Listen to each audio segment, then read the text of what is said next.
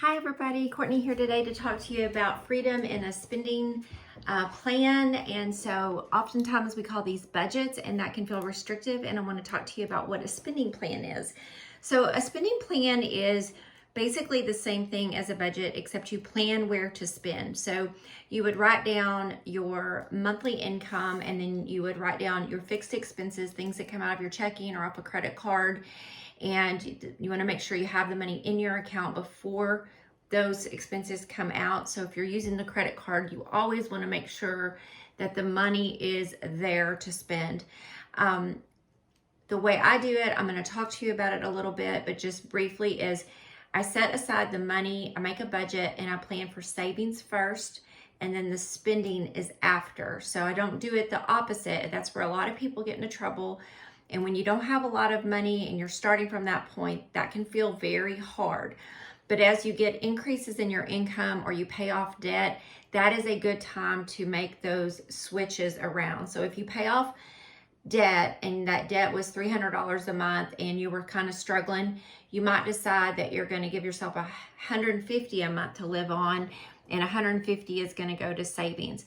And then as you get an increase in your pay, maybe you decide that, let's say your increase in pay is an extra $300 a month.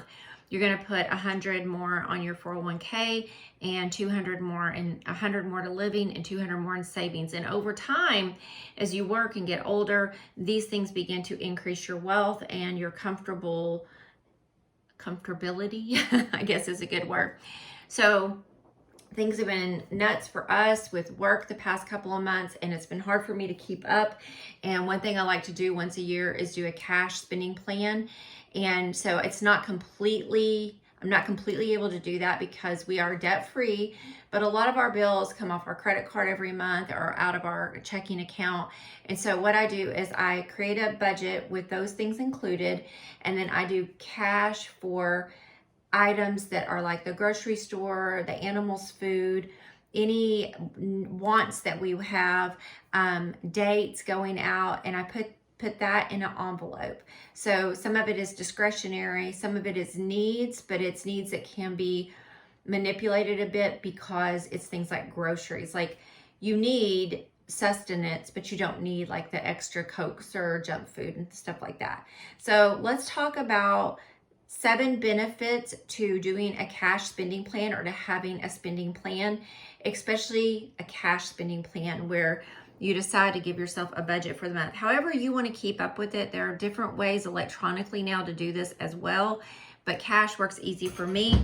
Previously, I showed you that I have a variety. You can find these on Amazon. These are budget tracker envelopes. On the back, there is a place for this says groceries, and then up here it gives like a little register where you can write down everything. What I do is when I take this to the store, I put the receipt in there, and then when I get home I record it on the back. All right, first of all, it reduces, number one, decision fatigue. So how this has manifested in my life right now is we had the opportunity to go see a comedian that's coming. I've seen his Netflix special. I thought it would be fun. It's a small venue.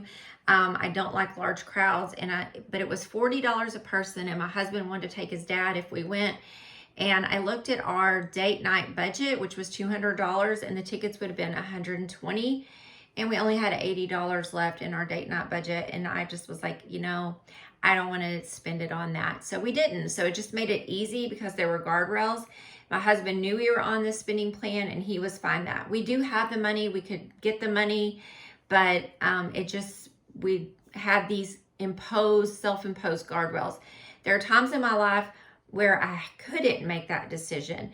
Now that I can make that decision, meaning I can get the money if I want, it helps me that my husband is on board with me. The next thing that I did to reduce decision fatigue is I have a friend, and I thought we were going to walk and go out to eat tomorrow, but she said, next weekend's my birthday party and we're going to go out to eat then. Why don't we I'll cook something, and I said, great, I'll bring the dessert, and we're going to go walk at a park. So it helped make the decision easier because we're both trying to save money right now to retire early. She's also on an early retirement plan. Number 2 is it increases intentionality and awareness. So I also call this being more strategic.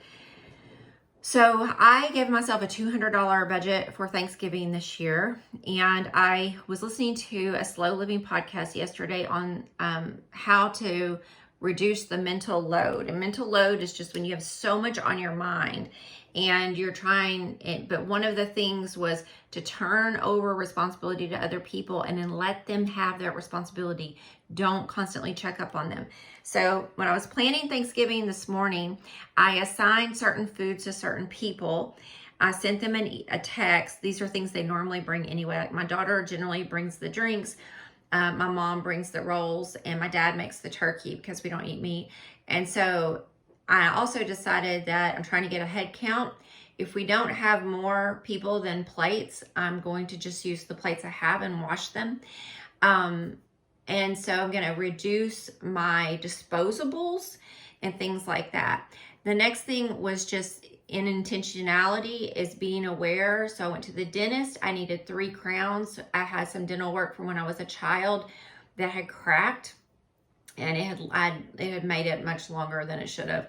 And I talked to the ladies at my dentist office, and I said, okay, I'm getting this crown done, but on these other 2, can you tell me what my out-of-pocket was going to be? It was going to be $1,638 because I had reached the maximum that my dental bill would pay.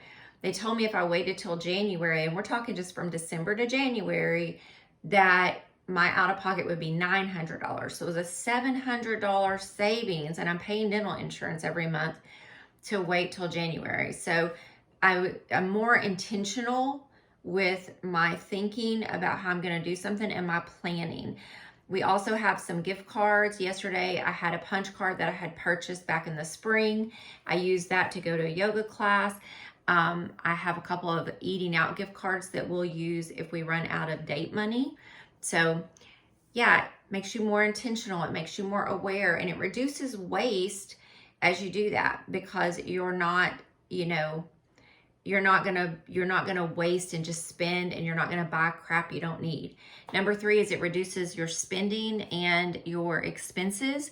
So I talked to you a little bit about the comedy, deciding not to do that. So that in itself kept us from spending $120, plus there was probably tax.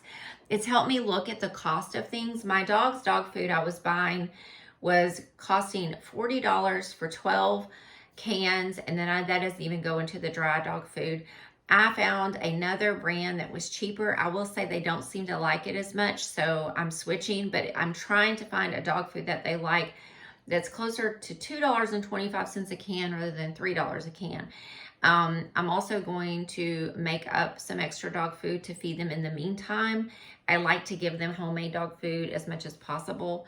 So that's a really easy way, and it's healthy. I noticed I found a jelly that was cheaper. Both of these products, the quality wasn't as good, so I'm still in the search, but I thought I could go to Big Lots or some of these places that have Overstock and look at what they've got. And it helped me also to be mindful that I have these. I don't normally coupon shop except for these Kroger coupons that you get in the mail. So I will use some of these to buy some of the things I need next time I go grocery shopping. There's usually one for $10 off your order of 130 or more. And I'll use the digital coupons. Again, it just reduces spending by increasing awareness. It reduces your expenses as you're more mindful. Blueberries at one place were $7.79. I was like, I am not paying that. I did buy grapes. The grapes weren't good. I ended up taking them back, and I found blueberries for $5.59, which is still really high.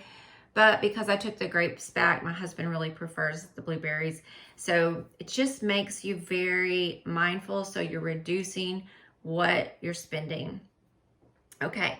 The next thing is it increases your savings, because you're putting your savings first, and you're going ahead and putting the savings back before the spending, which is really great. You have to have a goal. And so I decided our goal would be at least 20%. Actually, I'm doing more than that, but having the spending put over first, it makes you, the savings put over first, it makes you very aware of what your spending bucket could be. Number 5 is it reduces stress and guilt. So just knowing, like, I have this much money set aside for Thanksgiving, I have this much money set aside for Christmas, I can spend more freely because I know it's there.